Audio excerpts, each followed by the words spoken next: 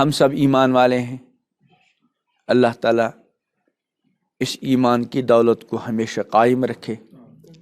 اللہ تعالیٰ ہم سب کو ایمان پر زندہ رکھے، ایمان پر موت عطا کرے، اور مرنے کے بعد دوبارہ اللہ ہمارا ایمان والوں کے ساتھ حشر کرے. یاد رکھیں اس کائنات میں ایمان سے بڑھ کر کوئی اور دولت نہیں. 2 منٹ کے لیے مان لیجئے ایک انسان کو دنیا میں سب کچھ مل گیا، لیکن خدا نہ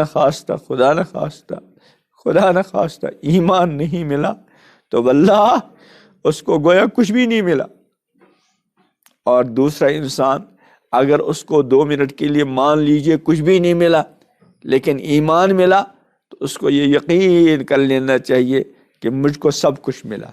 اللہ نے ہم کو بغیر کہے، بغیر مطالبے اور بغیر محنت کے ایمان کی دولت عطا فرمائی. اللہ تعالیٰ اس کی قدردانی کی توفیق عطا کرے. اللہ نے ہم کو ایمان والے گھروں میں پیدا فرمایا. لاکھوں نہیں اربوں کی تعداد میں پوری دنیا میں لوگ ایسے ہیں جو غیر ایمان والوں کے گھروں میں پیدا ہوئے اور بغیر ایمان ہی کے زندگی گزار رہے ہیں. اگر خدا نخواستہ اسی طرح دنیا سے چلے گئے تو ہمیشہ کی جہنم.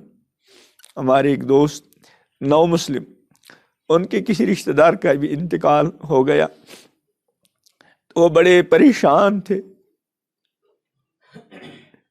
کہ ہم اپنے ان غیر ایمان کی حالت میں مرنے والے رشتہ داروں کے لیے دعا بھی نہیں کر سکتے.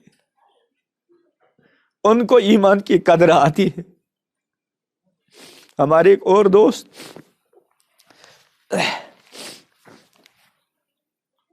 غیر ایمان والے گھر میں ہے، خود ایمان لائے، کیسے چوری چھپے ان کو نمازوں کا اہتمام کرنا پڑتا ہے. ابھی کہہ رہے تھے کہ پچھلے سال اتفاقاً میں رمضان میں گھر رہا.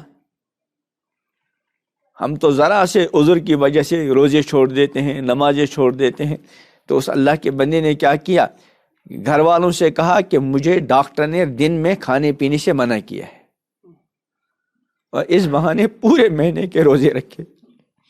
تو اللہ نے ہم کو ایمان والے گھروں میں پیدا فرمایا. ہمارے ماں باپ ایمان والے، ہمارے آبا و اجداد ایمان والے، ہم بھی اللہ تعالیٰ نے ہم کو بھی ایمان والا بنایا. تو اس سے بڑھ کر کوئی دولت نہیں. ایک تو ہم اللہ تعالیٰ کا اس ایمان پر بار بار کیا کریں، شکر ادا کریں. اللہ آپ کا بہت بڑا احسان ہے، آپ نے ایمان کی دولت سے نوازا. یا اللہ اب یہ ایمان ہمیشہ قائم بھی رہے اور اس ایمان پر ہماری موت بھی ہو.